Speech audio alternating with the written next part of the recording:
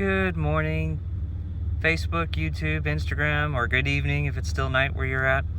I thought today I would blog about what does it mean to be in a storm. Just this past weekend, we had Hurricane Hannah, stage 1 category, hit the Gulf of Texas, mainly through Corpus Christi, Brownsville, the lower region. We got a ton of rain. A lot of places were without power, flooding, and just a lot of damage, from the debris and the amount of wind.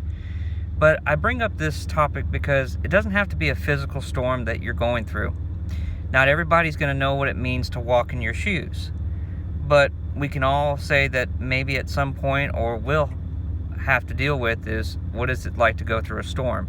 Your finances, your relationships, your view on life, or even just the idea of saying, man, how am I going to get through this? Well, in Matthew 14, this is a story that the disciples were on a boat. They were all fishermen, and they went through a horrible storm. They didn't know what to do. They just, panicked like most people do. Anxiety kicks in, insecurity. But it's very unique that out of the 12, one disciple named Peter, in chapter 14 in Matthew, verse 6, basically took that extra leap of faith and called out to Jesus and said, hey, if it is your will, command me by your word and I will come. And it says that interaction allowed him to take the first step.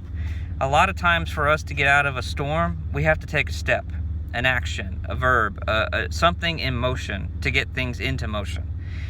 Whatever your storm is, whether it's finances, relationships, or even just, a physical storm, make sure you have things prepared, or if you don't have things prepared, take a step to get things in the right order that you need to. Like for this hurricane, I had to do like a checklist, mental checklist. It's like, do I have flashlights? Do I have food stocked up? Do I have a place to go? Do I know where to go?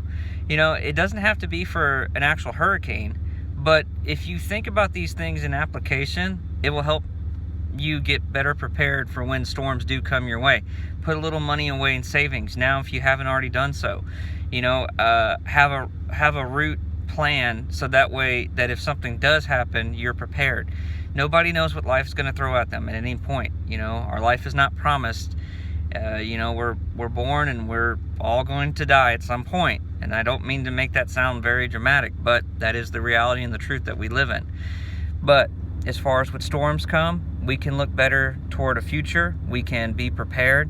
We can batten down. We can, try to set as much preparations as we can. There are going to be some storms that we just don't know what to do with or how to handle.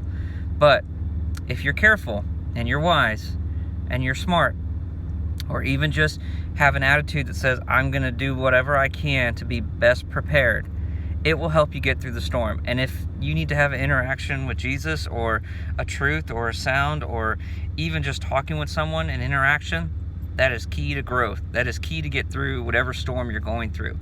Because when people gather and people do things together, we're stronger together than we are apart. And that's what made Peter different from the other 11 disciples that decided to stay in their boat of comfort.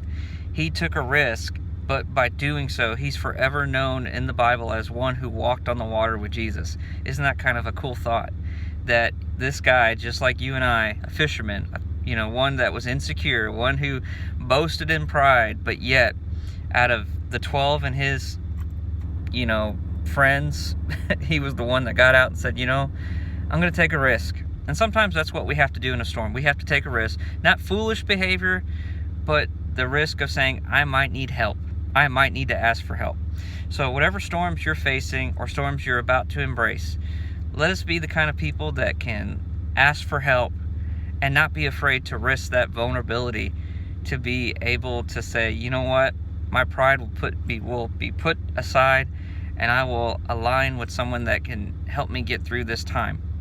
And I pray that this video touches you, helps you, and just maybe gives you a thought about that it shouldn't have to take a crisis to prevent a crisis. But sometimes it has to, because it gets our eyes awake, it gets our awareness up, and it makes us think more than what we've probably been doing. No more panic, no more anxiety. But if that's the case, just rethink, refocus, and readjust whatever you need to do.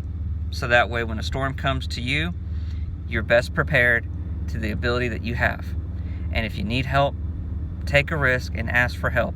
It doesn't hurt, other than when you just have to be vulnerable. But take the risk. Let's be like Peter and get out of our boat and take that first step of action.